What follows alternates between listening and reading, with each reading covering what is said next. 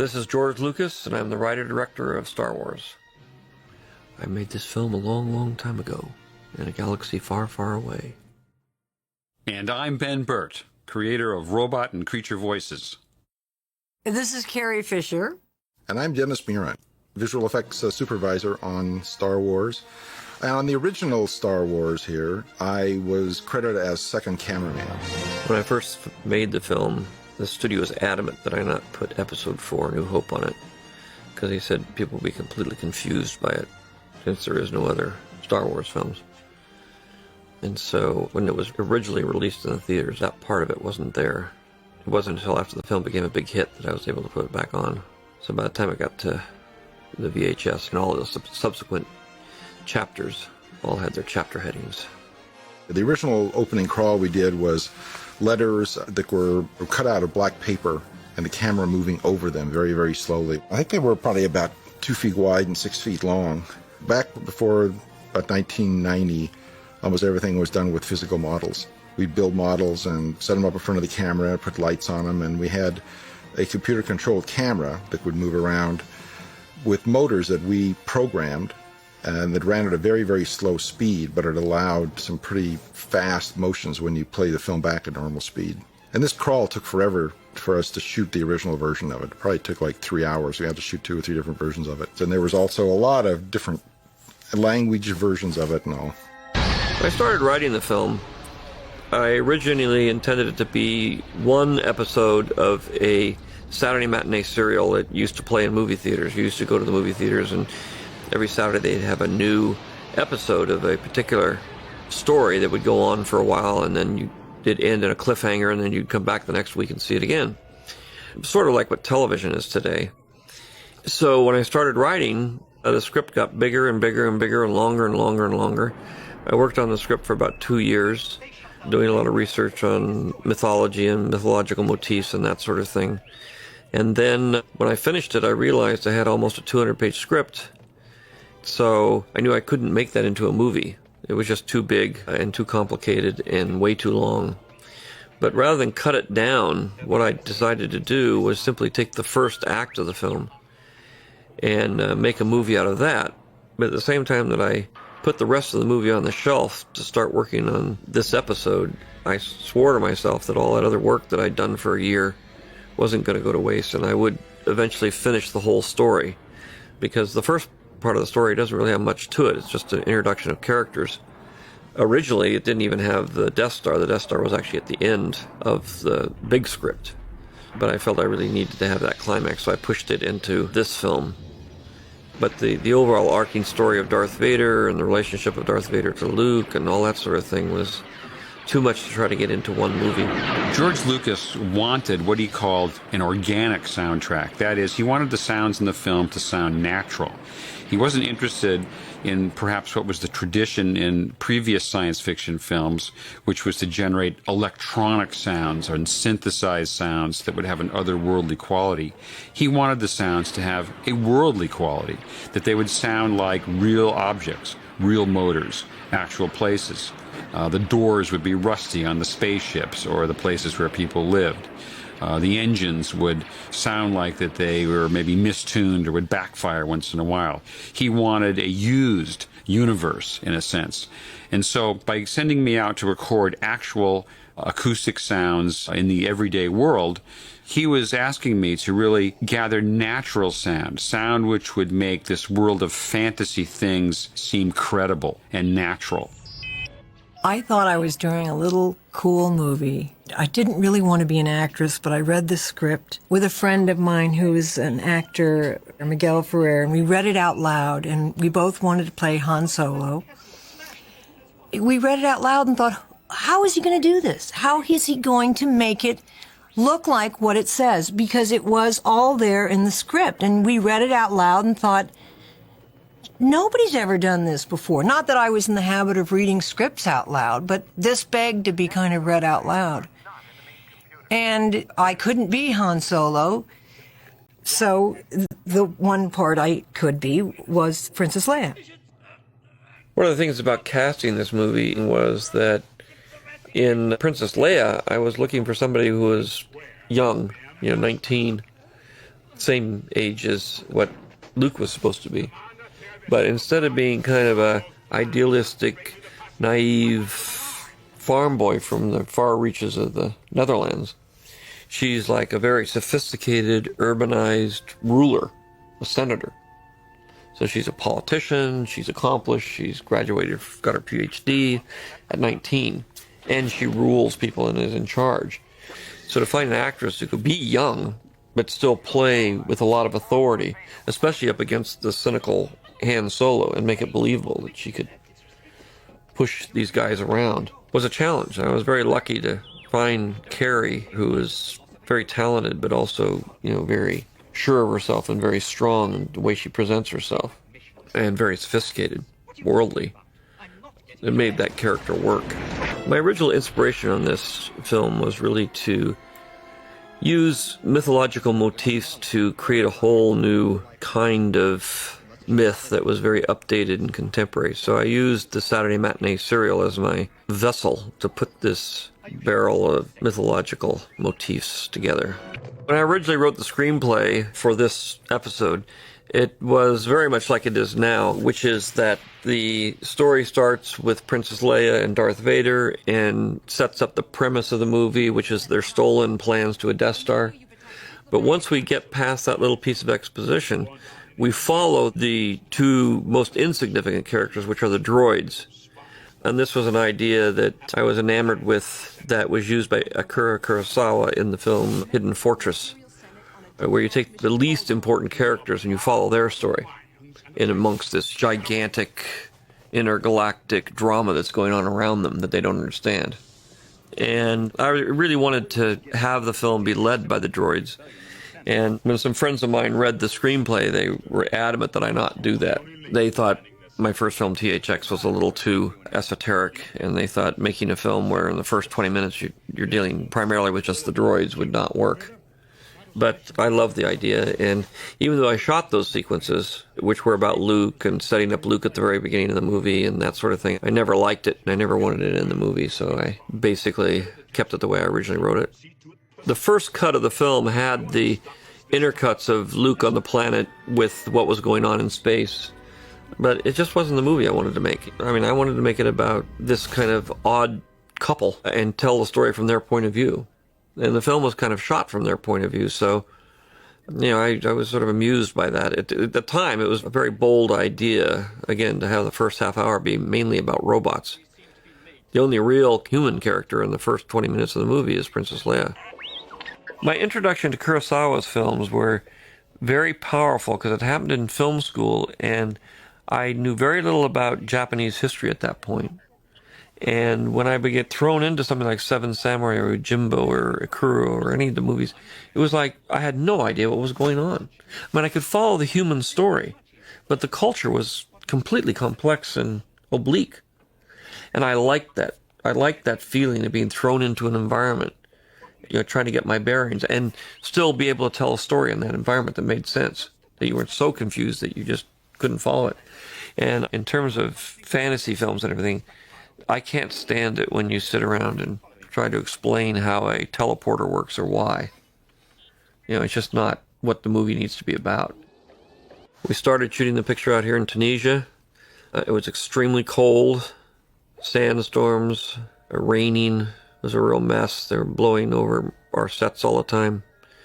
R2 didn't work. 3PO didn't work. We had a very hard time shooting the film. We shot for 10 days, and by the time I came back, I'd gotten about half of what I wanted to get in the desert. And I thought the film was in trouble. I wasn't going to be able to get it all together because I was, instead of staying and shooting the extra week that I probably needed, it was important that we not go over schedule in the very first 2 weeks of the movie. The studio was panicked enough about, the budget and schedule and everything.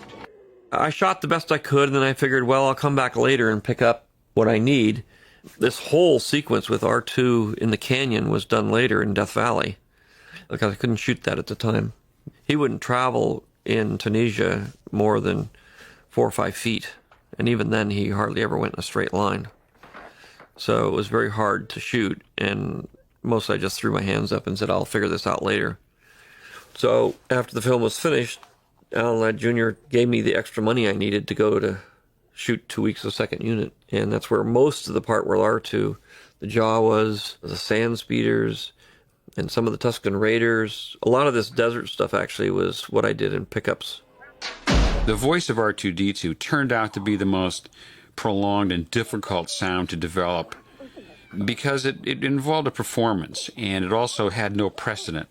There hadn't been a film before which had a main character that didn't speak English and didn't have a moving mouth. R2 was described in the script as beeping and buzzing and whistling. The script did not prescribe the specific lines of dialogue that he had, but merely said that R2 responded or R2 beeped or something of that sort. And it was left up to me to try to come up with possibilities for George Lucas to listen to. George at one point thought that perhaps even recording babies before they could talk, but the sounds that babies make, cooing and sighing and little vocalizations they make as they learn to talk, might be the key to R2's voice. And it was definitely the right direction to go because R2 is, well, kind of an ornery child. He's smart, but he's also has a certain innocence about him. He can be insubordinate, but overall he's lovable.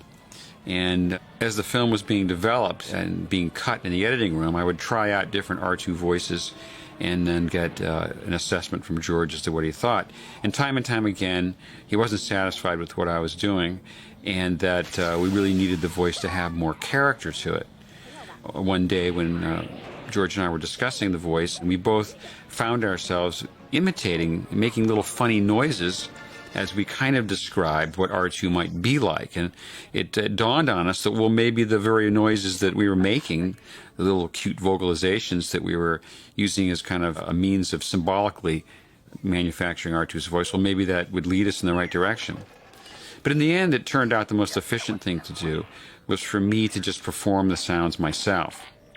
And since R2 was a machine, I still used the synthesizer to produce the electronic part of R2's voice, and then I used my own voice, making little baby sounds to produce the more human, lifelike quality of his voice.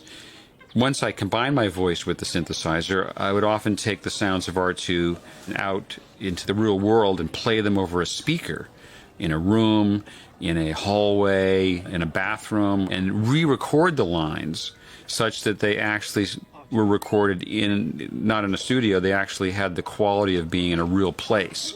And that was key to getting a lot of the sounds to blend in and seem natural as if they were really done on the set.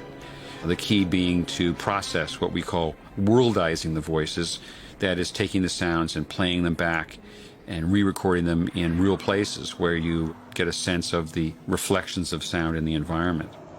You know, the main driving force in the movie is really R2-D2. He's the, what you say in the movie business, the MacGuffin, which is the object of everybody's search. It's the thing that everybody's always looking for in a movie that drives the plot along and makes it work. Definitely the film started off on a very grim foot of disaster. The storms were so bad they blew over our set of the Sandcrawler. I mean, completely demolished it. There wasn't anything there the next day when we came out to the set. You know, with a huge amount of effort on the part of the construction crew, they were able to rebuild it in about 48 hours, working 24 hours a day. I remember this scene right here was the first scene that 3PO appeared, and we spent most of the day trying to get him into his outfit. R2 could hardly move at all. We had the remote control robot and what we called the Kenny robot. The Kenny robot was the robot with a little person inside named Kenny. And I used that because I wanted R2 to have a personality and a human reaction to things and human movements. And you can really tell the difference. Here's the remote control one in that particular scene where he is in his three-legged position and comes up with 3PO. But in almost all the other scenes here, we're using the two-legged version, which means he's standing upright, and Kenny is in the droid. The scenes at the homestead, the rain in the storm and everything, had made the dried lake bed that we were working on very wet and muddy. And so a lot of the trucks got stuck in the mud, and then we got the Tunisian army to help with their giant tank tow trucks to try to pull out some of the trucks, and they got stuck And then they got some big tracked vehicles, and they got stuck. And so everything sat there for about 2 weeks while the lake dried out. But it was under very difficult conditions that this Tunisian part of the film was shot. And as I say, when I got back to London, it was a pretty grim situation where I only had about half of what I was supposed to have actually shot. I wasn't over schedule, but I didn't have the movie. Anthony Daniels was not initially considered to be the final voice of C-3PO. He provided the voice on the set, what we call a guide track, which is there for timing purposes. But once the film began being put together in the editing room and the tracks of Tony Daniels were there as reference, everybody eventually just fell in love with them. And although it wasn't the original intention that 3PO would have a British accent, the fact that Tony was so good in the part and his body language was so coordinated with his vocal talents that it really didn't seem to make sense to try to develop another voice and impose it onto the 3PO character. It was just something that came about so successfully through the talents of Tony Daniels. So eventually Tony was brought into the studio and all of his lines recorded properly. Those lines done on the set were hardly audible because of the face mask that's on him. Made it hard to pick his sound up clearly. And then the costume itself made a tremendous amount of noise, the plastic scraping and crackling as he talked. And none of the tracks of 3PO done on the set were usable. In fact, the sound of 3PO's costume was so noisy that it often required the replacement of dialogue by other actors in the scene because his suit made so much noise. Between R2 and 3PO, the R2 made a lot of noise and clunking around, and 3PO's costume pretty much required us to loop a lot of the other actors along the way. The interesting thing about this film was when it was first released, people felt it moved very, very, very fast. It was extremely fast-paced. And part of that is because of the fact that you're introduced to a world you've never seen before. And everybody was sort of fascinated with the environment. And one of the premises I had when I made the film was that I would not show the environment. I would just assume that this was a natural world for everybody, and everybody was familiar with everything in it. So I wouldn't dwell on setting things up and, trying to explain what a droid is or trying to explain that this is the garage where they keep their skyhopper and about oil baths or all the things that you would normally try to deal with. I just assumed that everybody knew about all this stuff and moved the film along as quickly as I could. As a result, when it first came out, people were they couldn't take it all in fast enough. Now when you look at the movie, it's not very fast at all. Everybody's familiar with these environments, so that they don't spend a lot of time trying to see what is going on in the backgrounds. They just basically watch the story, and the story moves along at a rather leisurely pace by today's standard. So many people who've seen the film have thought this is a real hologram that we had for the film, but it really isn't, of course. It was pretty cleverly designed by George. He knew that from each of the different camera angles, he had to shoot Carrie Fisher from a different angle to sort of match that, and that's what he did. So, we comped Carrie down and added the beam going to it and ran it through sort of probably a TV screen, something like that, to give it a real TV electronic look. And when you put it all together, it looks like you're seeing a real hologram. The original they did without the hood up. And when they saw it, I looked like a little bald human. So the last day of shooting on the first movie, I spent the whole day then, in morning into the afternoon, doing the whole thing over again. So it is in my head, General Kenobi, years ago you served my father in the Clone Wars. Now he begs you to help him struggle against the Empire. I regret that I'm unable to present my father's request. I had to do this for days and days. And they reshot it. They sprayed gold on my hair. So this represents for me many days, 2 days, maybe 3 days of shooting the hologram speech. The film ultimately is about a young farm boy and a young princess. So I was very keen to cast young people who carried themselves in such a way, one for Luke to be, a very innocent youth who lives on a farm and is kind of kept out of the mainstream of what's going on in the galaxy. And Princess Leia, who would be, very, very strong, and even though she's very young, very together and have a lot of authority. mixed up in a very complicated intergalactic drama of some kind. So that's part of the quality I was looking for when I was casting the actors. The first requirement, obviously, is to get the very best actors possible. The second quality is to try to find people that sort of fit into your character, look and feel and are like your character.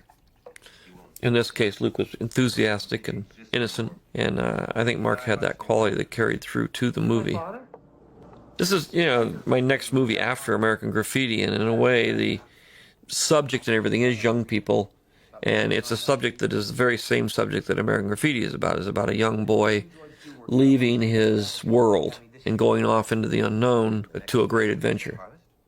American Graffiti focuses on that final night when that decision is made. Star Wars carries that story on to what happens after you leave. And in this particular case, there's a slightly more classic edge to it in that the fates are there to kind of help Luke realize that in certain cases you don't have choices. If you choose not to fight evil, eventually it'll push you up into the wall and you don't have a choice anymore. It's an inevitability that you can't escape from.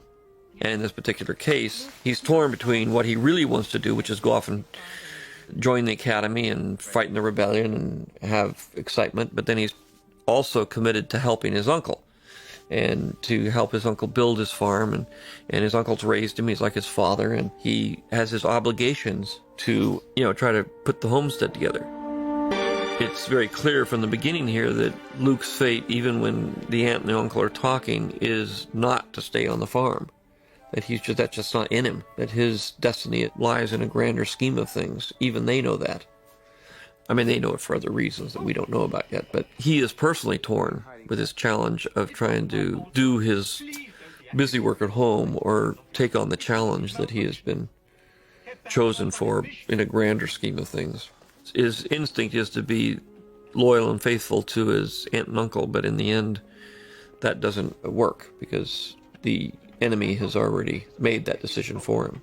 He doesn't really have much of a choice but to help right the wrongs of the universe. I mean, he could have ran, I guess, but we see from the very, very beginning that is really not his intention. His intention is to become engaged.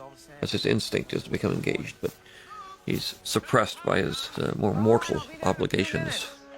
The production designer, John Barry, was very instrumental in designing this homestead. He had been to Tunisia several times on movies, and he'd seen this city that was built underground. They dug holes in the ground and lived in them, and he showed some pictures to me, and I said, oh, this is marvelous. This is just what we need for the homestead, something really unique. I had said I wanted it to be out on a flat desert, but I couldn't even conceive of putting them in holes, but that turned out extremely well. This bantha was actually shot in Death Valley. What we did is we got an elephant and dressed her up in a bantha suit, which was quite a drama. But in those days, that's about all you could do. You had a choice of stop motion animation or doing something like that. And if I wanted the Tusken Raiders to run and jump on the animal and ride off, it's almost impossible to do in stop motion animation. I mean, and have it look realistic. So these are the days where you dressed up elephants instead of creating them digitally. And it was a very frustrating kind of experience because it limited a great deal of what kind of environment you could place the characters in and how many animals. And reality, I got a couple of giant rubber dewbacks, which are those lizards, and I had a couple of elephants dressed like banthas, and that was about as far as I could go in terms of creatures and indigenous life forms on this planet. One of the very few sound effects recorded during the location shooting was the mules, which were used to backpack the camera gear into the location in Tunisia. And I think it was Gary Kurtz, maybe George Lucas, that heard the braying of these mules and had the sound man go out and record them in the rocks. And they sent them back to me. They didn't really know what they were going to be used for, but it seemed to me that they were Tusken Raiders. And so the basis for the Tusken Raiders were really mules, which they were cut up a bit and changed in speed. And then eventually I did some more animals back here in the United States. I even recorded a person who could imitate a mule. And by taking those various recordings, we were able to come up with several different Tusken Raider voices. Most of the characters in this follow the classic mythological archetypes of the young hero and the in this case, with Obi-Wan Kenobi, the old wizard or the old man, the wise companion. Don't be afraid. The little magical companion, which is also connected with that idea, is R2-D2, who's usually this little insignificant character along the side of the road that they pick up. And in this case, they pick up and he basically drives the whole story of what happens. Ben Kenobi? But there's always a teacher, someone who mentors the young hero in what his destiny is. And in this case, it's an old Jedi who has been sitting out in the desert, primarily waiting for this moment to happen. When I wrote the original screenplay, I'd written a backstory for all the characters, so I knew where they came from. And since I was starting this whole thing in episode 4, I had to know kind of where all these characters came from and how they fit together and what the story was. So that was written up in a outline form with brief descriptions of who everybody was and where they came from. I never really intended it to be turned into a movie, but now it's the basis for episode 1, 2, and 3, which tells you how Obi-Wan got here in the first place. I had the outline, so I kind of knew how the dots connected, but then there's a whole story that has to fit around that. You have to sort of turn that into, another 6 hours of film, when all it really is just a little backstory of what the Jedi were like and what the Republic was like and what the relationship of Obi-Wan and Darth Vader was, and obviously Luke and Leia's relationship to Darth Vader, and the Emperor. What is the Empire? The thing about making a movie like this is you have to create a whole world. In this particular case, I guess it's a whole universe, but all the customs, all the politics, all the history, all the character motivations, everything has to be created. And since it's based on a very kind of old story and not a high-tech story, it's more of a fantasy film than a science fiction film. I was able to use archetypes which helped develop the characters and put them in a context where they could be easily grasped because they are traditional characters that are easy to understand. I felt that was important in a movie like this because if you're in a really bizarre, strange environment, if the lead characters have emotions and motivations that are very, very familiar to you, then it's very easy for you to grab onto something in the movie and make sense out of it. And this is the same story that has been told 1,000 times around the world for several thousand years. This is the weapon of a Jedi. George's idea of a lightsaber is just an amazingly neat thing to have, and everyone's so excited about it. The question that I always get asked when anyone asks me about special effects for the Star Wars films, it's the lightsaber. How do you do the lightsaber? And it's an animation effect. It's really pretty straightforward. George had on the set most of the time an actual sort of a rotating front projection object that was sort of like a, where the lightsaber would be. And the idea was to get it to be bright enough with front projection technique that it would actually look like it was really glowing and all. But it didn't work, and we ended up covering it up with an animation effect. But the actors could use it as a guide there, so they did actually have something in their hand that was a sort of a saber. And anyway, we covered it up with an animated effect that is just hand-drawn every frame and very, very bright, and added over the scene with some diffusion, some softening, so it looks like it's glowing and has an overexposure to it. And then the sound adds so much to it. If you watch this without any of the lightsaber stuff, without the sound turned on, it's completely different. Now, the lightsaber was the very first sound that I ever manufactured for Star Wars. At the time I was just leaving USC Film School, I was a projectionist at the school. I had a part-time job. And in the projection booth were these old 35 millimeter theater projectors, which when they were just turned on and sat idle, they had a very interesting humming sound. It was part of the interlock motors in the projectors. And I used to be in the booth working, and I would enjoy that sound. It was a nice musical kind of hum. And when I saw the pictures of the lightsaber and the artwork for the film, I thought, wow, I think that hum of that projector motor is just the right thing. So I went and recorded the hum and held on to it as the basis for the lightsabers. As I thought about it some more, I felt that the hum was not quite dangerous enough sounding. It needed some other element. And the other element came about by accident. I had a microphone cable that was broken partially, and as I was carrying my tape recorder across my apartment one day and I went near the television set, The microphone picked up the buzz from the television picture tube, just a direct electronic interference. And I took the buzz and combined it with the projector hum, and the two sounds together became the basis for the laser sword. This scene is where Luke does struggle with his commitment to his uncle and his commitment to a larger destiny. At this point in time, even though you know from the beginning his heart is to go off on this adventure, he's caught in his obligations to the mundane, so to speak. In terms of personifying the Empire and not introducing the Emperor himself, I used the Governor Tarkin, who is in charge of the Death Star, as my main villain. I was very lucky to get Peter Cushing, who personifies the kind of character I'd written as Governor Tarkin. There's a complex relationship between the military in the Empire and the sort of more mystical power in the Empire, which is basically the Emperor and Vader. I went out of my way not to create hierarchies. The only real hierarchy is the Emperor. Everybody's afraid of the Emperor. Nobody will cross the Emperor, and the Emperor's the final word on everything. But Vader, as his assistant, even though he's very powerful and strong and scary, is one of the underlings of the Emperor, and therefore is pretty much on an equal scale with the highest level of underlings.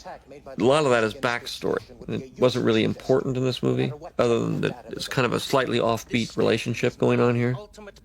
And it's not unless you see all the films put together that you begin to realize that the real story is obviously about Darth Vader. And in this particular movie, he's a rather pathetic character. He's a shadow of his former self. He's getting pushed around by bureaucrats. You know, it's not altogether what people originally thought Darth Vader was, which was this all-powerful king of the universe. When Darth Vader crushes the neck of the rebel officer, the actual crushing of the officer's neck was produced by putting some walnut shells in a grapefruit rind and then crushing the whole thing. And so you got a smushing and a crackling all at the same time. And it seemed to sound like his neck was being broken. Science fiction during this era was sort of a B-movie genre.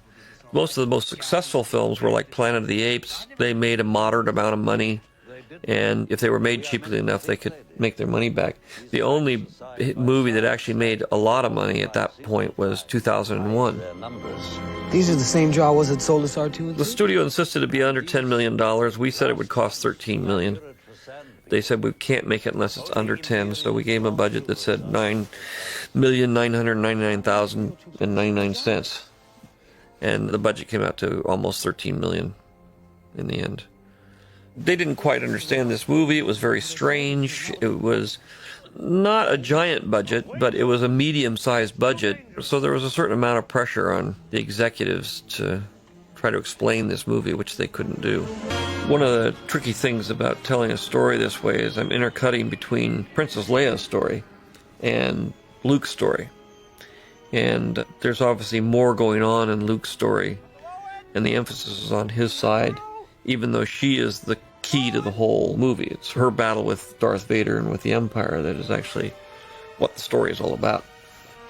If Luke had stayed put on Tatooine, he wouldn't even know the Death Star existed. But I have to keep her story and her drama alive during this whole thing, even though she's in the middle of something and Luke is on the road to discovery. She's pretty much in control of things. She's already a political leader and a senator and a rebel, and she's in the middle of her battle and her story. Her story is pretty simple. Get the plans, try to destroy the Death Star somehow. Where for Luke, it's a whole rite of passage coming into this big world that she already is a part of. This guy was Dave Prowse, who was a British bodybuilder, and he was from Dorset, and we used to call him Darth Farmer. And no, Princess, he had this Dorset accent that was so not ominous. If he hit his head, oh, sorry, George, can I? And he wasn't, you couldn't see his lips, so he'd make a mistake with the dialogue and he'd want to do it again. I went all over the place to record things. One of the places I went was to a company which tests jet engines inside before they're put on a full-size aircraft.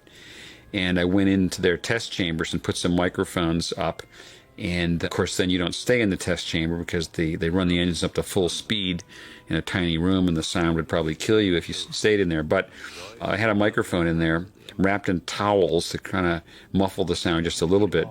But out of that recording came the sound of reverse thrusters, which is the sound of a jet engine when an airplane, commercial jet, lands and it hits the runway. It actually reverses the airflow in the engines to slow the plane down. And that reverse thrusting, whining sound that the engine makes is what was used for the pass-bys of Luke's land speeder. We had a few moments in Star Wars where we redid some of the sequences when it sort of became New Hope. And this is one of them, with all these little creature stuff, and all the, a way of opening up the vision beyond what George could afford, the first time around.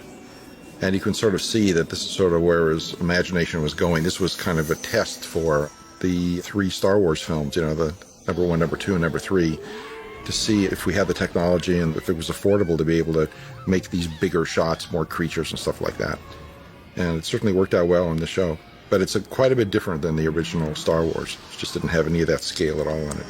At the time this film was made, there were sort of aliens from outer space movies that came and attacked Earth. But the idea of being on another planet that at first seemed just like another version of Earth with humans, and having the movie sort of deal primarily with humans and no aliens. The Empire is basically human, and when you go to Tatooine, you end up seeing a lot of humans or humanoid types.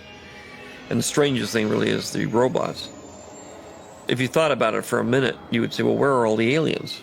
And so I played on that by going to the cantina, and suddenly the movie opens up into a whole other kind of world which exists, which is the world of aliens and strange creatures and all those sorts of factors, which at the time was a real shock. But now, 30 years later, there's aliens in all kinds of movies all over the place, so it's not as rare an experience as it was when this movie came out.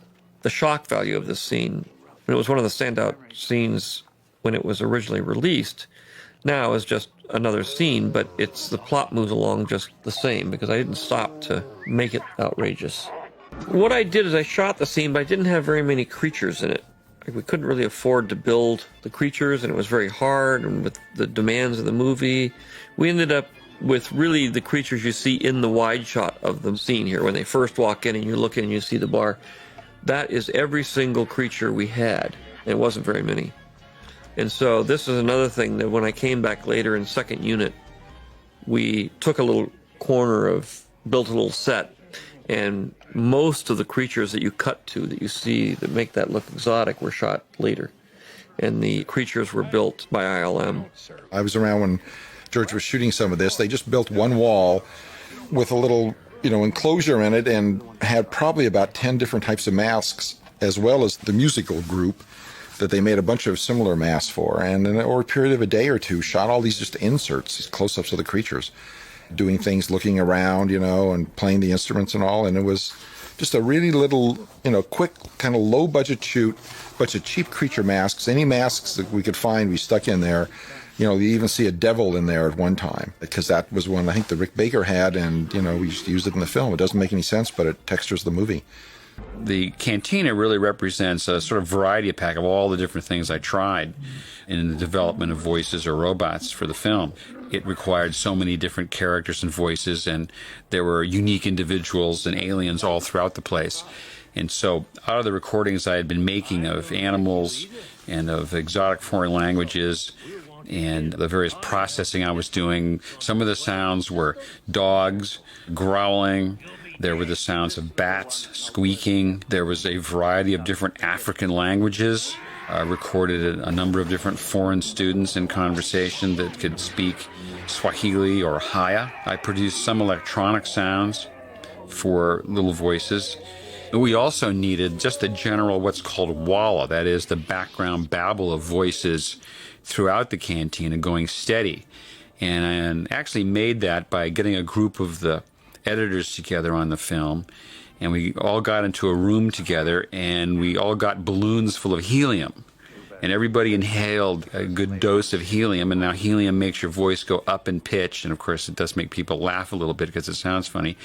And if you had a variety of both male and female voices all on helium at the same time, it produced an interesting kind of babbling sound, which was used for a lot of the background voices in the cantina.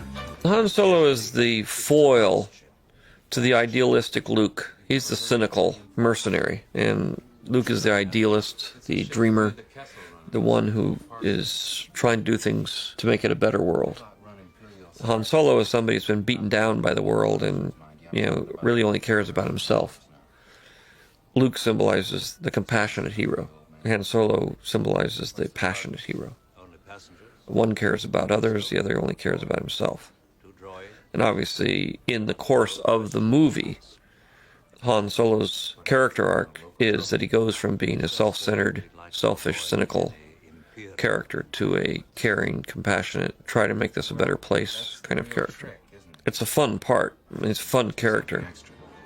Good stories usually involve two people who are the opposite of each other. And it's a principal aspect of the story is how those two characters beat up against each other and how they interact with each other when they're as opposite as they are. So I wanted it to have a realistic quality about it, so people who were from other planets and everything either spoke with an accent or they spoke another language completely. To kind of make it so it wasn't like a typical science fiction film where no matter where you come in the galaxy, you speak perfect English. I wanted it to have more of a realistic quality. There's a bit of controversy when I told everybody I was going to shoot this scene with subtitles. When we actually shot it, we just did it with him saying the lines, but I had been working on creating a voice for this guy. The voice of Greedo was the first time we ever really heard Huttese spoken in Star Wars, and later, of course, Huttese would become a prominent language throughout the whole series. Huttese came about because in my search for interesting real languages, I came across a language called Quechuan, which was related to the Incan Indians of Peru. And it was a language that still did exist in remote parts of South America. And I brought into the picture a man named Larry Ward. And Larry was a linguist, and he was very good at hearing a foreign language and then imitating it, even though he didn't know how to speak it. He was very good at doing a double talk that made you believe that he could speak Italian or German very quickly. And then I played him the Quechuan, and taking Larry's voice and flanging it a little, that is, it made it sound a little bit like it was coming through that snout on his face, we were able to produce what became Greedo the Bounty Hunter. The breathing of Darth Vader was described in the script as a raspy, mechanical sound. I went to a local dive shop in San Rafael, California, and stuck a small microphone into a scuba regulator and recorded myself breathing through the mask itself. And it was that cold, mechanical breathing sound which I recorded, which became the basis for Darth Vader's breathing. The original script called for Vader to have all kinds of life support systems operating, that perhaps he was pieced together after some accident or something. And the sounds I made up for Vader on New Hope, he originally sounded more like a walking emergency room. He had all kinds of beeping and clicking and, raspy breathing, all those different things going on. And it was too busy and a little bit distracting, so it was pared down to just a cold, simple breathing, which became his sound signature. This scene was shot, and then when I started cutting the film, I realized that it was shot with an actor there with the idea that I would make a stop-motion creature to put there. And when push came to shove and ILM was way behind and we were having lots of problems, I realized I didn't need this scene. It wasn't telling the story of this particular movie. It was really in there for the movies later on when Han Solo gets kidnapped. But if I never made those movies, then it wasn't necessary. And obviously when push came to shove, between the difficulty of actually creating a stop-motion creature and the time and money it would take to do it, I just cut this scene out of the movie. But I always wanted it back. And then once I started making the other movies, I desperately wanted it back because it's the introduction of Jabba the Hutt, who becomes a central character later on. So that was the advantage of the special edition, to get this put back into the movie. And it also introduced Boba Fett, who also becomes a character later on. You can only do so much storytelling before you run up against the technology. And then you just say, well, we can't do that. We have to do something else. And in fantasy films and science fiction films or historical epics or something, you always run up against that. Problems with cinema is you actually have to create the reality for at least a moment. And that's, a lot of trickery, but at some point it has a basis in real things, sets and costumes and special effects and camera tricks and sound, to create the illusion of some kind of a reality that never existed. That can be a challenge at times. Just the physical thing of how do you get a Wookiee to talk? Ultimately, Chewie's voice was made up of mostly recordings of bears. And eventually I was led to a cute little pet bear named Pooh, who lived on a farm in Tehachapi, California. And I would take the sounds and break them down into groupings that had different emotions that I associated with them. I took the angry sounds and put them in one collection. I took the cute sounds and put them in another. I took the sounds which sounded like an animal asking a question. At least the intonation was such that it sounded inquisitive. And once the sounds had been broken down into their individual parts, you could then edit them together and form little sequences of sound, and in that manner build up some sense as to what Chewie was saying. And it was good because the sound a bear makes is kind of from the back of the throat. There's no articulation of the lips to form consonants. It went along well with Chewie's mask, which basically could only open and close the mouth. There wasn't really any lip articulation to speak of, and so the actual sounds from the bear seemed to work well with the mask of Chewbacca, because you could believe that those types of sounds were coming from a mouth the way it operated on Chewie. One of the problems with having a movie in outer space is that there's great distances. And so one of the classic ways of dealing with that problem is to go into hyperspace or into some alternate reality where you can move through space at extremely high speed so you can get people from point A to point B without it taking forever. That's one of the bases for teleportation in Star Trek. It's really just a cinematic way of getting you up and down from the planets without having to jump in a shuttle every time you go. And in this particular case, I wanted a visualization of that. What would it be? Well, you'd start going really, really fast, and if you start going really, really fast, then all the stars would just sort of streak by you. I mean, there's an obvious influence there from 2001, which is the Stargate sequence, which is things streaming by camera. But mostly it was just a device that I needed to get from point A to point B quickly. And at the time, it created quite a visual event, which I didn't even realize until I saw it with an audience. To us, it was just going into hyperspace. We got so used to it, we never even thought of it as anything. And it was never designed really to be a entertainment event. It was really designed just, well, we got to get from here to there. So you do it, and no big deal. It was one of those things that was pretty surprising, because I didn't think anybody would it's like going into hyperspace. It's no big deal. But that had a spectacular reaction from the audiences at the time who hadn't experienced anything like that. You don't know how hard I found it, signing the order to terminate your life. I'm surprised you had the courage to take the responsibility yourself. Sometimes, well, a lot of the times you think things are going to get a reaction and they don't. That's a rather depressing reality. It's rare that you do something that you don't realize is going to get a reaction. A lot of the things about these fantasy films, and Star Wars in particular, is that you create a world, you live in that world for 3 or 4 years. So the things that you take for granted, you don't even think about anymore. And so when an audience sees it for the first time, they're like shocked. And you're completely familiar with everything, so it doesn't affect you the same way. And the irony is now everybody's sort of so familiar with Star Wars that there isn't anything in here that's, you can't shock people anymore. The only way you can actually experience that is to watch it through the eyes of a 6 or 7-year-olds who've never seen the movies before. And then you get that experience, but that experience was shared by everyone when the movie first came out. The explosion of the planet here was actually a pyrotechnic explosion at the very top of a building, at the roof of it, shot in the dark, looking up, and the explosion then, as pieces fly apart, fall down toward the camera, and that's added over the scene of the planet there to make it look like the planet is blowing up. This is the chess sequence that was all stop-motion animation with a bunch of cute little puppets that Phil Tippett and John Berg made, all animated one frame at a time. And it was really cute. People really liked the characters in this. And there really is the size that they look there. They're only about, probably about 5 or 6 inches tall and transparent because they too were supposed to be holograms. All the voices in the hologram are my voice, treated different ways. I kind of got down to the end of the production and was running out of time when this material finally came in. And out of desperation, I pretty much sat down and just made up the voices myself. Ran them through a filter so they sounded tiny, and then put them together and orchestrated them in the little voices and the little fight that takes place on the chessboard.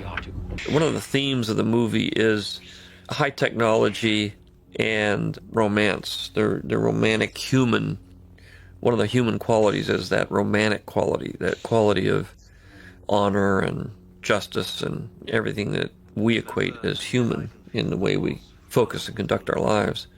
In this particular case, I was looking for a symbol of sort of a more humane, honorable way of being a warrior, as opposed to the mechanical, heartless, machine-like approach to killing and battle and war. One of the main influences here was the samurai ethic and King Arthur and the King Arthur ethic, where you have a very strong set of ethical rules that you live by. The lightsaber became the symbol of that humane way of conducting your life, even in the worst possible way, which is to protect yourself by killing someone. I wanted something that was romantic like a sword, but I wanted it to be high-tech and sci-fi to fit into this world, and it was out of that I came up with the idea of a sword that was created out of a laser. They could cut through anything, but it could be turned on and off like a flashlight. This floating thing that is moving around here, I believe it was started by shooting against just a blue background, sort of like a little object that's being held by a pole and being rotated around. The camera then is panning around, tilting around to make it look like it's, moving, and then comped into the shot to look like, Luke's reacting to it with his saber. And it needed a lot of work. I remember later on we had to reposition it and move it around to put it in the right place because we couldn't quite get it positioned correctly when we were shooting the different elements for it. Coming up with what hyperspace looked like from the inside was a trick. What we did is took some aluminum foil and photographed it with a Hikon negative and then pulled the camera back through a rotating cylinder to create that, what would it look like if you were traveling through hyperspace. And there's one of the concepts that is sort of incontroversial is the fact that when Han Solo talks about getting from point A to point B, he talks in terms of parsecs, which is distance rather than time. The premise being that in order to travel through hyperspace, you have to plot a course around all of the stuff, all of the planets and stars and everything. So the fastest way to 2 points is a straight line. And it's up to your Navicomputer and your navigation skills. That's what makes you go fast. And in particular case of the Millennium Falcon has an extremely sophisticated navigation system. So the reason it's the fastest ship in the galaxy is not because it actually has speed, but it has navigational skills that allows it to go from point A to point B faster than anybody else. And of course that was never explained, and people got very confused by it. But if you follow the story, I think you would figure it out that speed is determined by distance. I mean, the speed that you get to a point is the distance you travel. If there's a lot in the way, and if you fly through something, it'll obviously destroy you. So the idea is you got to plot a course around everything and get there in the fastest route. The Death Star model is probably about 3 feet across, and each time that you see it, it gets bigger and bigger in the frame, and we're moving closer and closer to our model. The actors, of course, are just in front of a cockpit set with a blue screen beyond it. And each time you get closer again, you get closer and closer on it, and we have a shot that we're looking at an area probably about 4 or 5 inches wide on the model, but when you put the little Falcon in there, it looks very, very large, which really helps. Then we go to a couple of paintings that I believe Ralph McQuarrie did when they were getting very, very close to entering the docking bay. And again, the little Falcon model is comped in there. Actually, it's a 4-foot-long model, but shot from way across the stage, and looks like it's very, very tiny in the frame and makes the Death Star look huge. Then the docking bay interior was a separate model also. It was made by the model shop, and the Falcon shot separately against blue screen, motion control, and moved in there with all the lights getting bright on it to look like it's actually entering into the area, but shot at a different time. And the idea was to make a very lived-in world, a very, what Kurosawa would call an immaculate reality. You know, I was very conscious of that when I made the movie. I wanted to make it a world that absolutely looked like it had been lived in. They were not sets, they were not created, but it's a real ship that people use for a long time. So it's got, you know, everything is like that. Which is, you know, one of the reasons why the sets are all beat up, while everybody's, you know, I tried to create a world that was lived in and had a sense of realism about it, even though it's completely, you know, fantastic. It's not real at all. But you get a sense of it's a lived-in world. It's not, you know, perfectly manufactured the way it actually was. It's very natural in science fiction films for everybody to want to keep everything clean and neat, and you know, we're constantly having problems on the set of everybody wanting to wipe off the sets so that shiny surfaces, you know, the floors and everything were always shiny. And I said, well, that's okay, but you know, people do walk on these floors. These aren't floors that nobody ever walked on, and they should look like they've been walked on. I mean, there's a whole department in a movie set that does nothing but clean things off. And they were very upset on this movie that I wasn't allowing them to clean anything up. If you listen to the Death Star and you go to different locations in it, you're pretty much always hearing a low rumble, and quite often you hear a rhythmic pounding, kind of like a big heartbeat. And that was a deliberate attempt to kind of give the space station a sense of being alive and very powerful. Hey down there! A lot of the doors on the Death Star, the clattering of the doors opening or closing and the banging of the doors, were recorded at Mount Palomar Observatory in California. I had gone up there and had the privilege of going inside the giant telescope room and recording the big motors that rotate the telescope and the big shutters which open and close on the dome. And it was in a huge echoey space. And a lot of those recordings from Mount Palomar ended up being incidental mechanical sounds in the Death Star. This scene was a fun scene for me. It was one of my favorite scenes in the movie. It's the one chance that Luke and Han get to actually play a scene together. I mean, everything else is in the middle of chaos and action, and then toward the end when they say goodbye, they get to play a scene together. But this is the one time they get to actually interact in a fun way, and Harrison and Mark were so good in it together. I mean, they were just, you know, they really were able to play off each other well and make it come real. Harrison had his character down so pat. You know, it's that clash between the idealist and the pragmatist. And this is the one scene I got to really have them bang into each other. A power loss at one of the terminals will allow the ship to leave. I had a relationship with Harrison that was a relationship with Harrison, and I had a relationship with Mark, and it was sort of like never the twain shall meet. There was a big age difference between them, and I was kind of the young one, but they were very different. So if there was hanging out to do, it's kind of either you go with one or the other. You know, Harrison had 2 kids. He was 33 years old. I was 19. Mark was somewhere in the middle.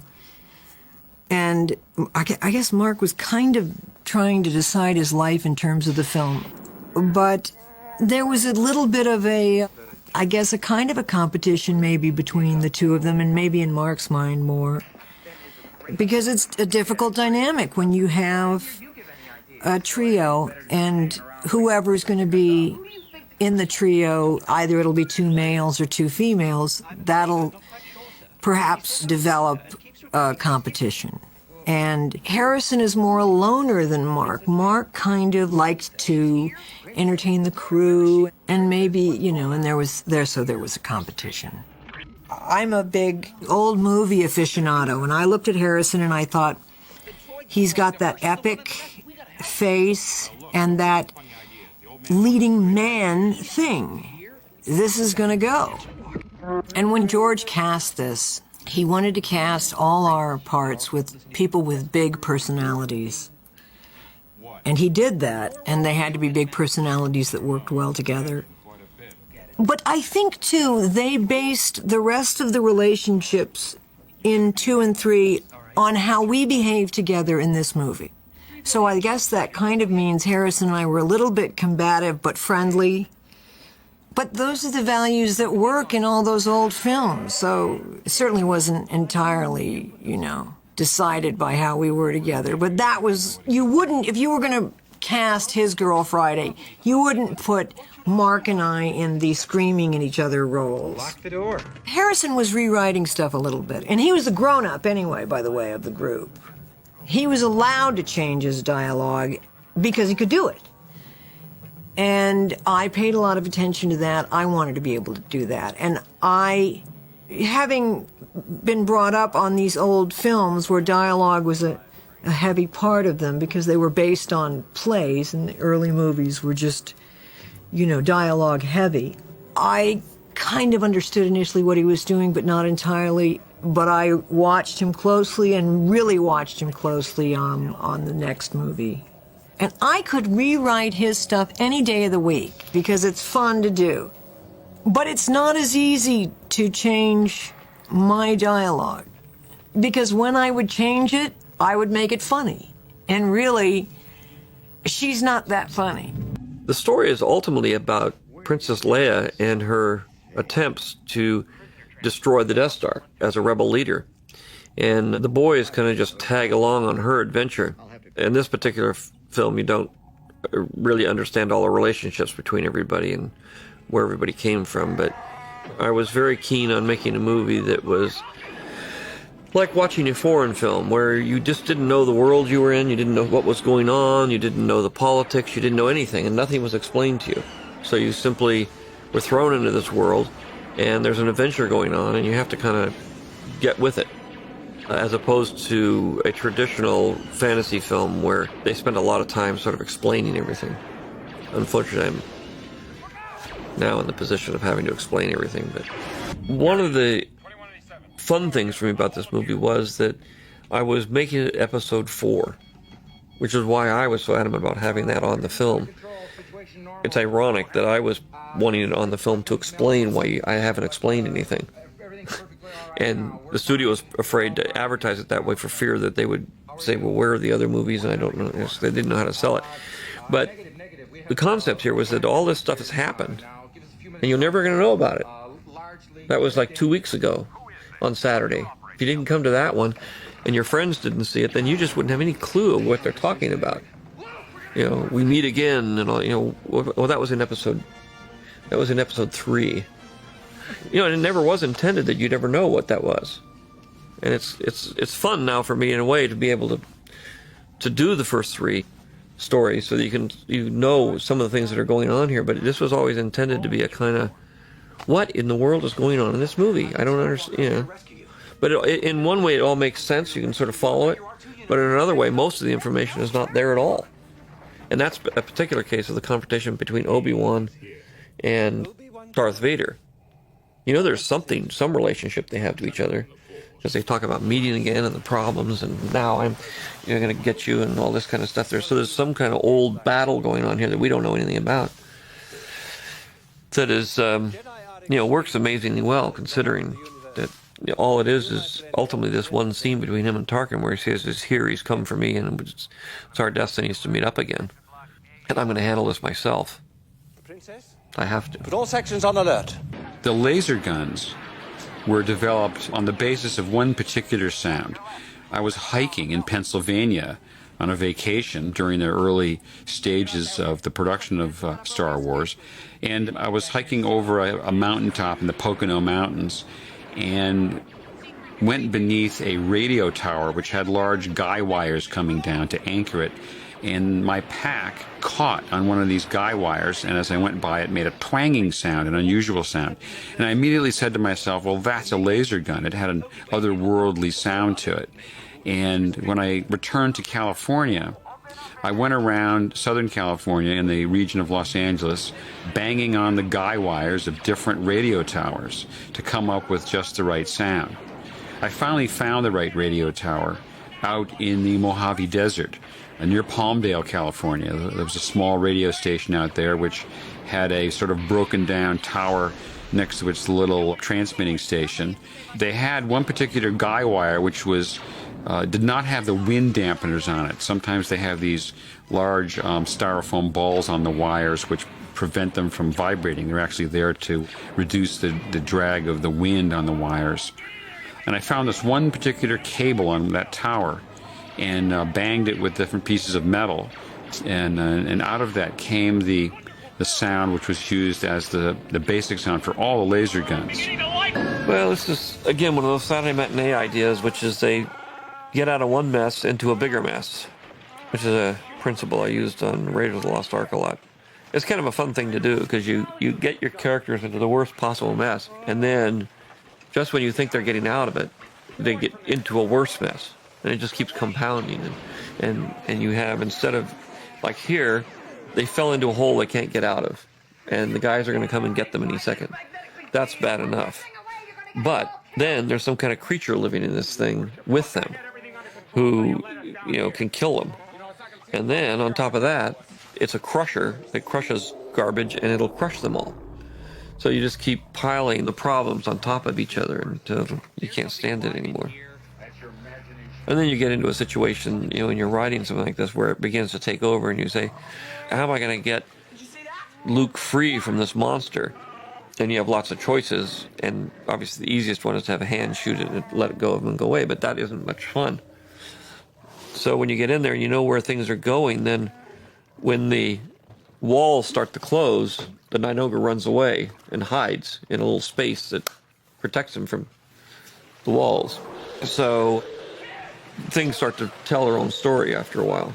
I mean, you say if you got the thing, he lives in there, this thing closes all the time, he must have figure out a way not to get squashed, which would mean that he would let go of Luke and release him, and then the next problem would start, which would be the doors closing. There's a thing in the trash compactor called a Dianoga, and Mark used to sing, "Pardon me, George, could this be Dianoga poo-poo?" And Mark went so crazy on the acting with the Dianoga strangling him and taking him under the water or whatever that was, that he blew a vein in his eye that made a red dot in his eye. And right after this, we filmed the medal giving scene at the end. So there had to be big grinning so that you couldn't see this big red dot in his eye. He was very committed to being strangled. One of the joys of being a sound editor is when you can really create an off-screen world. And the Trashmaster is a great example of this, because when it starts up, everything that happens really is off-screen. The sounds of the mechanism falling into place, the sound of the motor starting and accelerating as it begins to, close in on our heroes. And of course, none of that really exists. There's no real mechanics there. I guess there was, the set could be collapsed. I was probably manually driven. I really don't know. But it can be very satisfying to, take motor sounds and dumpster door creaks and the sound of a pile driver, which was used for the acceleration, the pounding of the Trashmasher as it got, tighter and tighter on our group of heroes. The fact is, the original Star Wars was mixed 3 different times because there were actually 3 different mixes that went out to the public. The first mix done was a 2-channel stereo Dolby mix, which hadn't been done before. It was a new process. That mix was done first because actually making prints and testing them out and getting theaters to tune up their equipment required that mix be done first. After that was done, then a 6-track stereo mix was done for the 70mm release of the film. And of course, going back and mixing the film a second time, one makes changes and you take things a little further. You've learned from the first mix of the movie, and you now go and make all your changes in the next mix, which was the 6-track. And that mix went out, and that was what people heard in the 70mm releases of the film. Then there was a third mix done, which is a monaural mix. Now, at the time, most theaters, the majority of theaters, were just monaural. They would play, all the sound would play through one speaker behind the screen. And so it was important that we address the requirements of those theaters since they were in a majority. And so a third mix of the film was done, which was combining everything monaurally into one channel. And there were changes made in that mix because each time we'd come back to it, George Lucas would listen to the film and look at it and have a few new ideas, and some things would get changed and added in. So what the public heard in 1977, depending on what theater you went to see it in and hear it, you may have heard a different mix. And there are differences, some differences in voices, some differences in sound effects, either present or absent. Not really any music changes, but there were changes in the relationship of music and effects and dialogue. It was fantastic working with Alec. He is a great actor and helpful and supportive and everything you want in an actor. He could be a little mischievous at times, but he is a good writer and really knows cinema, and so it was very easy to collaborate with him. And I think he brought a lot of calmness to the set, which was helpful. In terms of the crew and stuff would quiet down when he was around and show a little bit more respect, and the actors would not clown around quite so much and become a little bit more serious about their work when he was on the set. We did have one big issue. Originally in the script, he went all the way to the end of the movie and wasn't killed. And I got down to this point in the movie, and then I realized that after they leave the Death Star, Alec's character, Obi-Wan Kenobi, didn't have anything to do. He was just sort of standing around. He's this big, strong Jedi, and you kind of would expect him to take over. But it's really important that Luke take over, and really it's Luke and Han's characters that save the day and pull this thing out, not the powerful Jedi. And so I came to the conclusion that what needed to happen, he needed to die at that point. But I needed him in the next movie, if I ever make another movie. So we talked about it, and he wasn't very happy about being killed off at that point. But because this was during the making, I was rewriting the script as I was shooting the movie, and it was during the shooting that I came up with this idea of having him not be in the end of the movie. And let's say he, in the beginning, was a little taken aback by the idea, but later on I convinced him. It basically worked for the plot device here of moving Obi-Wan on, but still keeping him around for the few really important lines he had. A lot of these things become very practical and evolve over time. Now, the laser blasts that are in the Star Wars movies are really pretty neat. They're all hand-drawn, animated on old-fashioned Oxbury animation stands. And they took quite a while to do. And Adam Beckett was in charge of the animation department on this show. And at the beginning of the project, he believed in his soul of souls that the laser beams should be absolutely parallel, one side of it to the other. And he imagined doing these beams on giant cutout sheets of plastic about 20 feet long, with cards moving along and revealing little parts of them at a time. So again, when you shot a little bit of it, you'd see through it, but see a little section of the 20-foot-long backlit image that became the laser blast. But it ended up being way too complicated, expensive, and time-consuming to do it. So they're actually done just on animation cells, probably about 2 or 3 feet wide. A lot of this kind of acting is sort of reacting. I mean, there's squibs going off and you're running around and you're yelling at people a lot. So there's no time for really any moments. It's mostly determined by the speed of the events, and I think when we saw all of this, we were shocked. I split the teams up and had them both go through their little series of adventures here. The swing across the Death Star Canyon was really, again, in the tradition of the old serials, Tarzan, Zorro, Errol Flynn movies, Robin Hood. They always had a swinging scene of some kind. It also was a chance to sort of bond Princess Leia and Luke, who, unbeknownst to them at this point, are brother and sister, but to give them that moment of connection, because it does play out later when Luke has fallen in love with her and Han is falling in love with her, and so there's a little rivalry going on between the two of them. This confrontation with Obi-Wan and Vader, it works just as a confrontation between the good guy and the bad guy. I mean, Obi-Wan's, at this point, the strongest good guy. He's the one that has the most knowledge. The father figure that has taken on Luke, and then you have the bad father figure who is the evil father. And the subtext of this, which is that this is the culmination of a larger issue, has never really played, I think, for people. It's really just the confrontation between bad and good. And then the surprise is, at the end of this, is that Vader doesn't kill him, but that he's able to join the Force and, by being one with the Force, influence things in a more powerful way than he can just being a Jedi. In these days, sword fighting was not quite as sophisticated as it was during the height of the Jedi period. In this particular rendition, Vader was, half man, half machine. Obi-Wan was pretty much an old man. And so this fight was a hard fight for them. It wasn't a acrobatic, jump around, fast fight. It was a kind of hard fight to fight because they're both kind of old Jedi.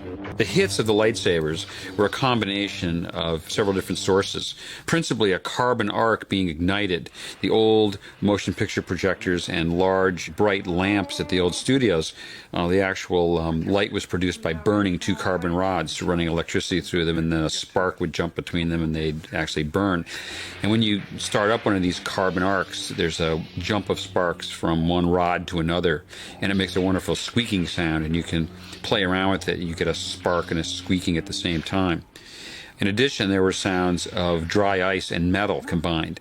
If you take a piece of metal and place it against a piece of dry ice, you get a squeaky sound as the dry ice evaporates. And taking the dry ice sounds as well as the carbon arc sounds and combining them together made up the sounds of the lightsaber hits. Story-wise, the critical point here was that Luke is left on his own, that he has to now confront his destiny and do it on his own. With his only real help is his belief in the Force, through the communications with Ben on the other side. But basically, there's no one to help him but himself. This was a little bit of an issue, which is I got the Millennium Falcon into the spaceport, and then I didn't know how to get it out. So, after a long and lots of discussions and wranglings and everything, I said, well, why don't we just back it out and turn it around real fast? And that's ultimately what we did. But it's one of those funny things that you get into when you sort of get yourself logistically into a situation and you say, well, okay, how are we going to get this thing out of here in a hurry? It wasn't getting it out of here, but how do you do it in a hurry? Do we back it in to begin with? Those are the kind of issues ultimately that drive you crazy. I mean, they're very simple, kind of not really that important, but in the end they actually are, and you do have to solve it. I wanted the battle scenes in this film to be very cinematic and not slow, and I wanted them to be lots of pans, lots of moves, very much like a World War II movie. And I wanted to use all the power of editing and speed and cinema to tell the story and make it as exciting as possible. At this point, special effects, you had to do it kind of like 2001, which you could just sort of have everybody sit there, but you couldn't pan, you couldn't move, you couldn't do anything. It had to be very static.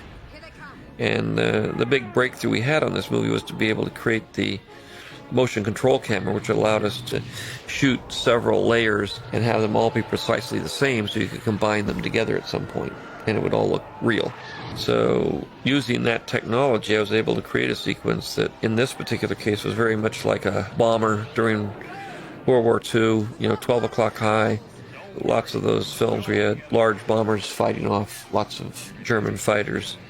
And in order to mock the sequence up, I would use footage from documentary films and various films to show how I wanted the planes to fly through the frame. Sometimes it would be World War I planes, World War II planes, just shots from anything and everything to say, I want a plane to go from here to there and be like this, and you just take whatever you could find that was the shot you were looking for or similar. The TIE ships are all shot motion control, and the actors are shot in front of a blue screen, just pretending they're shooting at something, and then we put the TIE ships into the laser blasts and the separate explosion elements to make it look like they're all, in the middle of a big combat fight. George had put together scenes for this sequence as well as for the final battle and edited them together and sort of gave us, you'd call an animatic or a visual moving guide for what the shot should look like. And we would follow that very closely. He'd have all his live action scenes and then cut in one of these scenes from another movie or a World War II film, and we would essentially come in and copy the feel of it and the action of it, and he would say, well, actually the ship's going a lot faster than it is here, and make it a little bit smaller in the frame and like that. Are they away? For me, in terms of a film this complex, it was the only way I could describe to all the people at ILM that were working on these shots what I wanted the shot to actually look like, in detail, so I didn't have to, actually do the shot myself. And it was critical to how the movie worked, because the kinetic energy and the drama is really created in the motion. It's really in the cinema. For something that's complex, that's a real problem. In a normal movie, what you'd basically do is you'd go out with some storyboards and stuff, and you'd get a bunch of airplanes and some special effects guys, and you do some explosions, and you set about 5 or 6 cameras up, and then you cut it all later. You just have good camera when they get good angles, and they air-to-air footage and all this kind of stuff, and then you cut it together into a movie. But to try to think that through ahead of time and say, this is how long the shot's going to be, this is what it's going to look like, it was very important that I was very precise about how long a shot was, because the cost of the film was directly related to how many frames they had to shoot. It's like an animated film. I had to say exactly how many frames it was going to be, and then how it fit into the next shot, and how each shot fit together, and then how that all played. It was always a challenge of how far I could go in the film before it, would be silly. How much fun I could have without it destroying the credibility of the movie. And the approach I took on the film was pretty much similar to what I had done on American Graffiti, which is kind of realistic but humorous approach to the characters so that they could have fun and be kind of lighthearted in rather intense situations, and have that be amusing in itself without sort of winking at the camera and winking at the movie and saying this is all just a big joke. By having the characters at least take it seriously. It's a thin line. James Bond had created a kind of film that's roughly in this vein, but had much more self-consciousness about what it was doing. We're sort of in the same genre, but I wanted to be a subtler, to set the tone that could create enough tension and be exciting for everybody, but still be fun enough to kind of enjoy as a movie, but then not have parents sort of say, I don't want to go see this movie. Say, this is too childish for me. So I was trying to walk that tight line that I had successfully walked in American Graffiti, and was hoping I could do again here. In this scene in the briefing room, the computer image on the screen is really one of the first computer images used in a feature film. And it was created on a computer. It wasn't done in traditional animation. It was actually, that's real computer animation. And that's sort of the level that it was at that point when we made this movie. All the rest of the animation in the movie is traditional cell animation. ILM wasn't really involved in the graphics here. I think they were done by Larry Kuba, and they were very early vector graphic, effects, and they were quite a project for them to do, and they were pretty neat to look at. But they were sort of a foreshadowing of what was to come in even the movie business.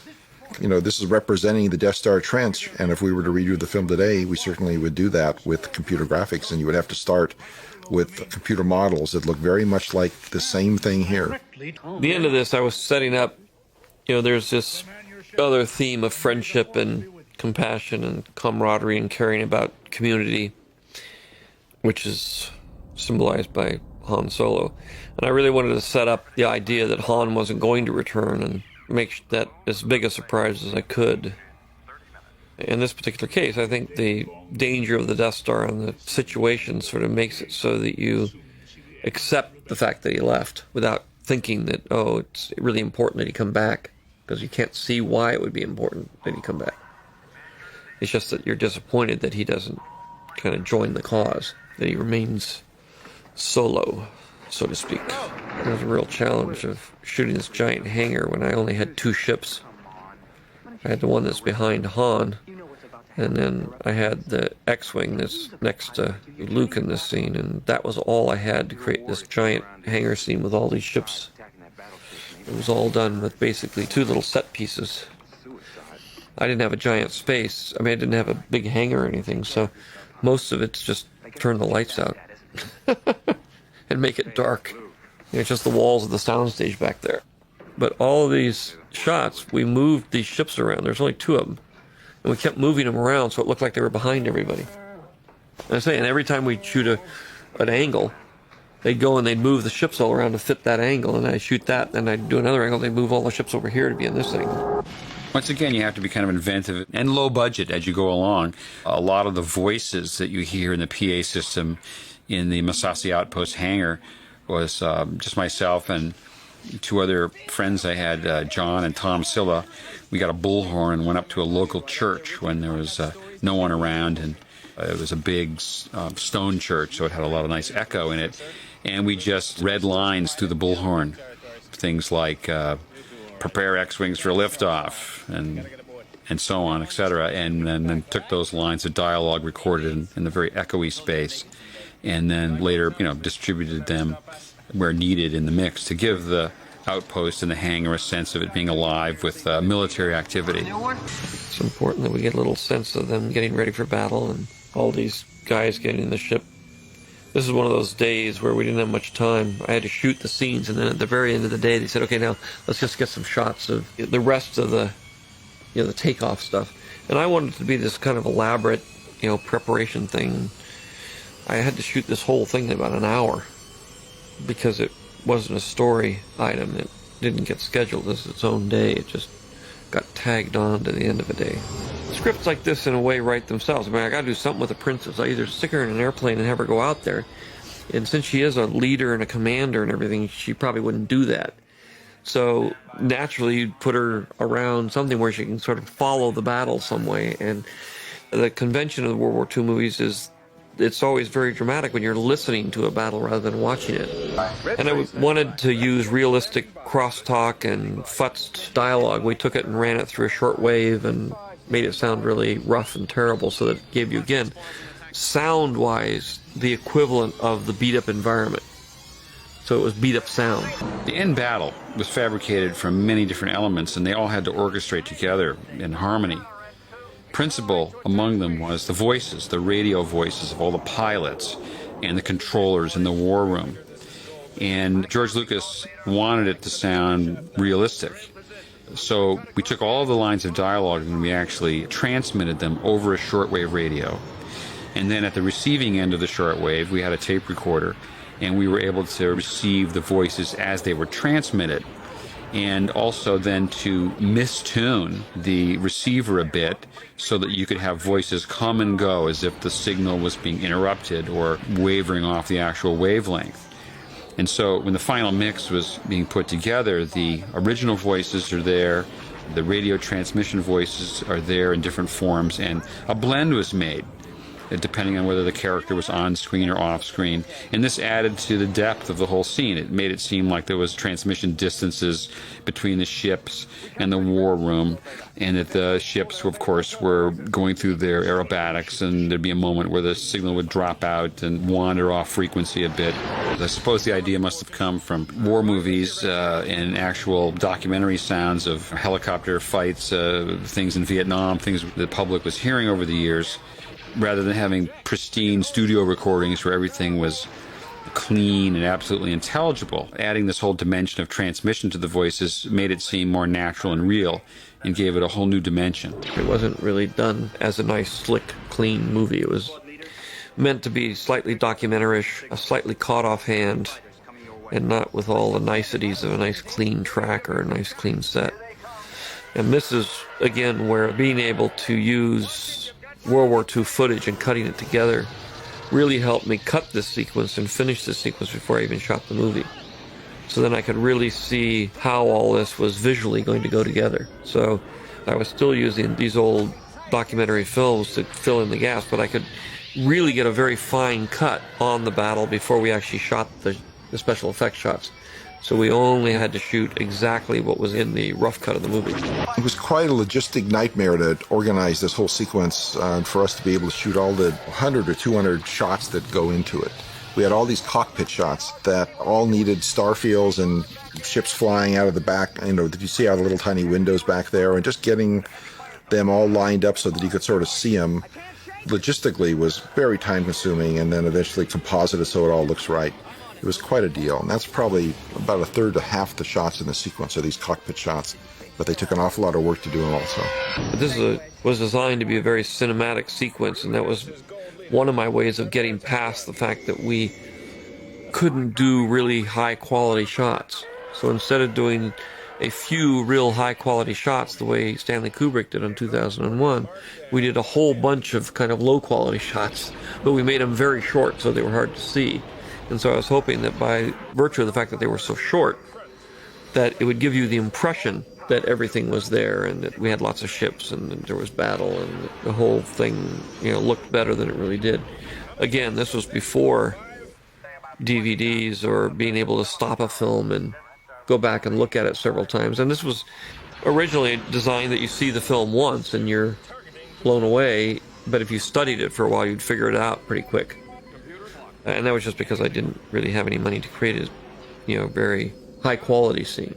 So I kind of faked it with a lot of fast editing. That was the principle behind the idea of the battle. It would be a very frantic kind of battle, not a controlled, quiet battle. When we were doing it, we just didn't have any idea if we were actually going to get the movie done. It was so much work we had to do, right down to January, February, March. The movie needed to be done because it was going to be in the theaters in May, and we were working right up to the very end. The countdown to the Death Star was actually an interesting thing, because that is something that came out of editing.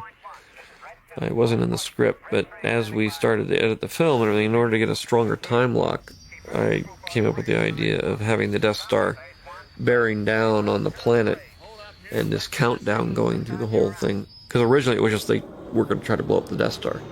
And then it wasn't until the post-production process that I came up with the idea of if they didn't blow up the Death Star would blow up them. And that made all the difference in the world in terms of ratcheting up the drama and suspense at the end of the movie here. But it came very late in the game. But in a way, it's the way you make movies. It's the way you write stories. It's the way you do any work of art, actually. You should do it in layers.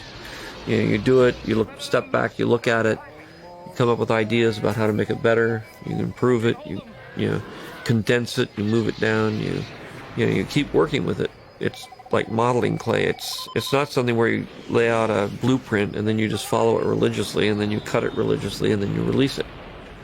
You need to work with the material and with the story and what you have and kind of let the movie dictate a little bit of what's going to happen in the characters.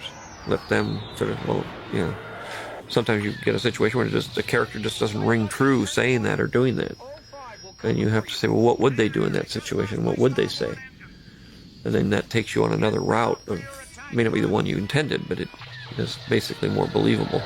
One of the pleasant aspects of putting the sound together in the battle is that there are moments where it's quiet and moments where it's very loud, and they alternate back and forth, so there's a chance for the ear to rest, and it also creates a sense of depth. And you're in the cockpits, and each cockpit among the pilots has a different tonality to it. I made them all different pitches, so when you're cutting from cockpit to cockpit to cockpit, the tone goes up a little, goes down a little, and it differentiates the different pilots in their different locations and just adds once again to the dimension of the film.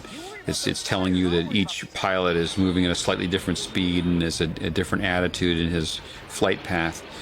We took the approach that each cut in the picture would necessitate a change in texture of the sound, that the cockpit backgrounds would vary in pitch and level.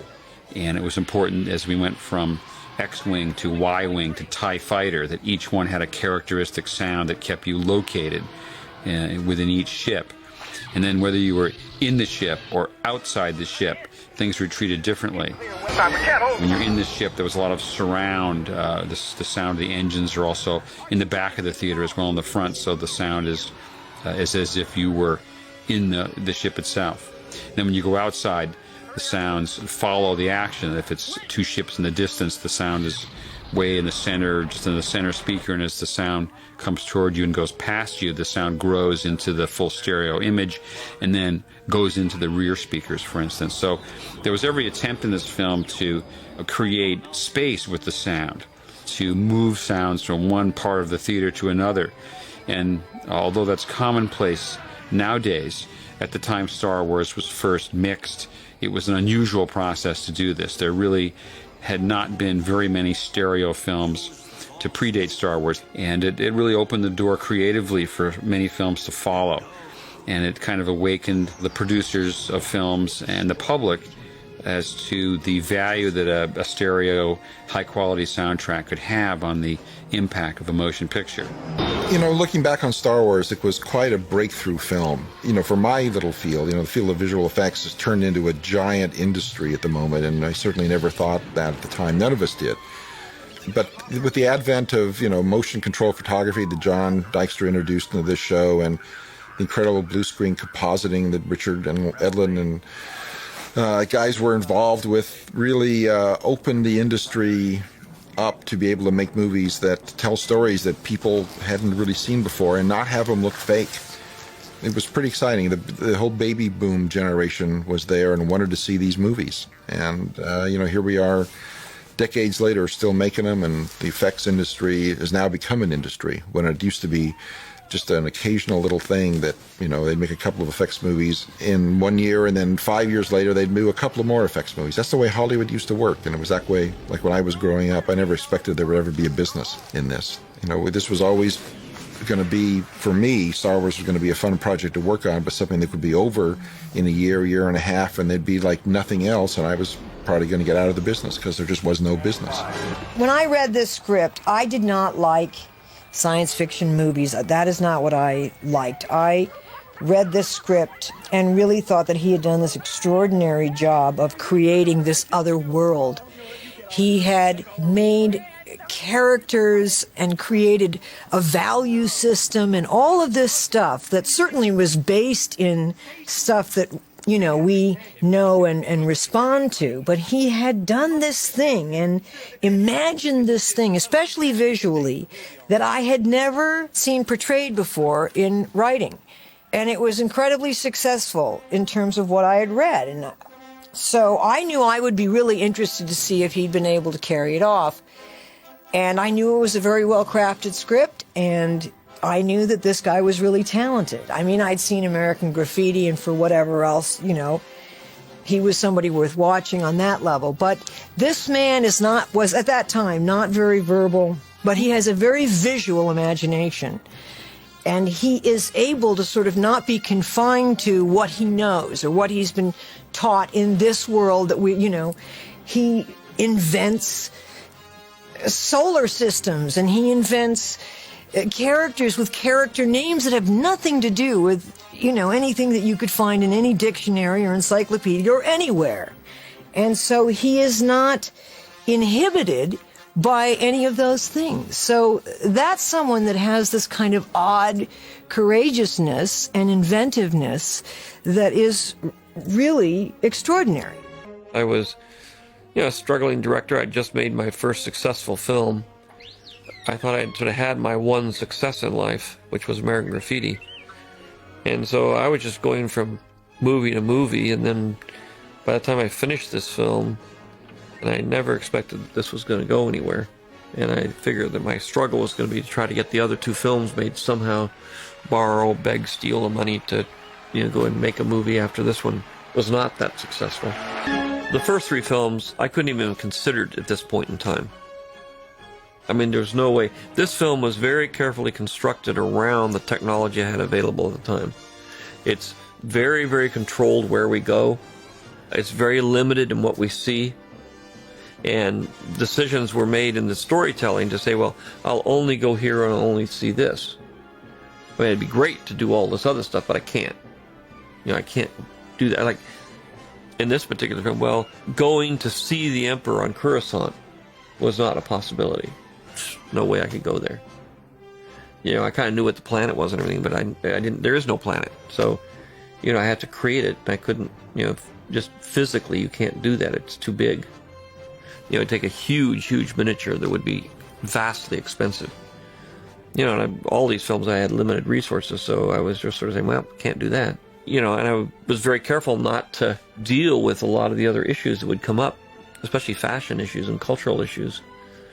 Just environmental issues that I was able to say, well, I'll just do it all in a desert. That kind of looks spacey. And then I'll do a little bit in the jungle.